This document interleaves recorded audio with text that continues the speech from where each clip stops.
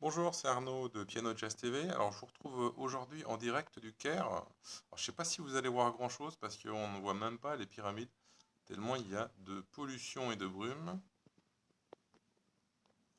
Hello, this is Cairo.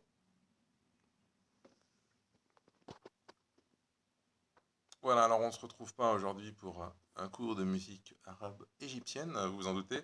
On se retrouve évidemment pour une vidéo sur notre passion commune qui est le piano jazz. Je voudrais aujourd'hui aborder une question qui m'a souvent été posée par des amis, musiciens amateurs comme moi, qui est finalement comment est-ce qu'on passe du piano classique au piano jazz? Parce que bon, voilà, j'ai pu faire moi-même la transition et c'est vrai que c'est pas forcément évident. Alors on rencontre généralement en fait trois problèmes dans cette transition. Le premier problème, c'est qu'on va demander à son prof de piano classique. Bonne réponse. Et c'est pas forcé que le prof de piano classique donne une bonne réponse pour aborder le jazz. Les résultats peuvent être, bref, un petit peu moyens. Le deuxième problème qu'on rencontre, la musique jazz, c'est une musique qui est énormément improvisée. Ouvrez YouTube, vous trouvez des versions de 15-20 minutes, ça paraît être du délire, avec une liberté totale. Comment jouer qu'est-ce qu'il faut jouer? Et puis ensuite, si vous avez pris une partition, là où vous êtes confronté à un autre problème, c'est qu'il n'y a rien dans une partition quasiment. Bon, il y a quelques lignes, quelques signes cabalistiques.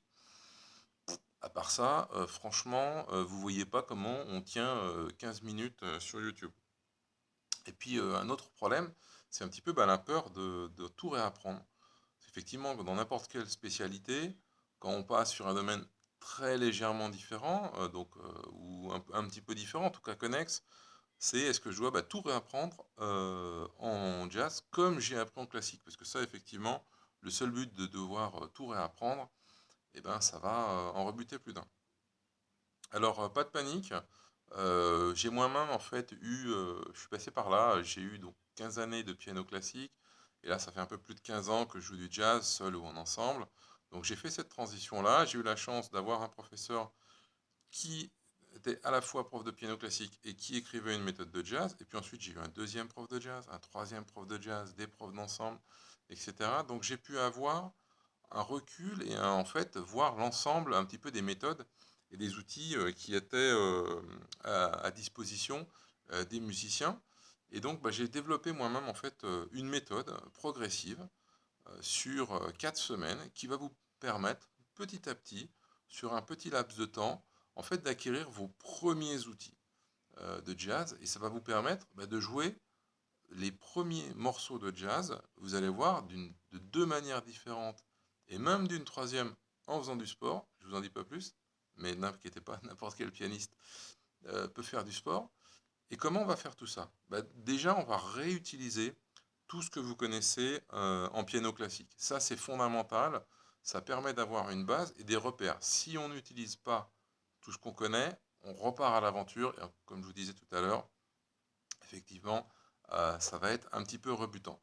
Ensuite, vous allez apprendre à lire des partitions de jazz. Alors, vous n'allez pas apprendre tout de suite à tout lire, mais vous allez apprendre déjà à lire les éléments importants qui vont vous permettre, comme je vous disais, d'acquérir vos premiers outils. Parce que c'est par des outils, en fait, que les jazzmen arrivent à tenir 2, 5, 10, voire 15 minutes.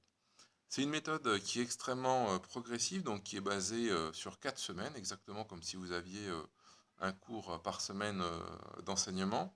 Et ce que je voudrais surtout, c'est qu'à l'issue de cette formation, l'acquis que vous avez eu chaque semaine, et à la fin de cette formation, donc l'ensemble des acquis, ce soit des acquis à vie. Pourquoi je vous dis ça? En fait, c'est parce que moi-même, j'utilise systématiquement les outils que je vais vous donner dans cette formation pour aborder tout morceau de jazz nouveau pour moi. Alors évidemment, j'ai appris d'autres outils, je continue à en apprendre d'autres, mais en tout cas, si vous utilisez ces outils simples, faciles, efficaces et qui vont tout de suite sonner jazz, je vous garantis que c'est quelque chose que vous allez pouvoir réutiliser, puis réutiliser, ce qu'on appelle en fait la boule de neige dans l'enseignement, c'est de pouvoir capitaliser sur les acquis, avancer et toujours apprendre de nouvelles techniques. Alors, j'espère que cette formation va vous intéresser. Si c'est le cas, eh bien, je vous conseille de cliquer en dessous sur le lien qui est là. Vous aurez le détail du contenu, semaine par semaine, ce que vous allez apprendre chaque semaine, et puis quelques petites anecdotes croustillantes. Donc écoutez, à vos claviers, et rendez-vous dans un mois.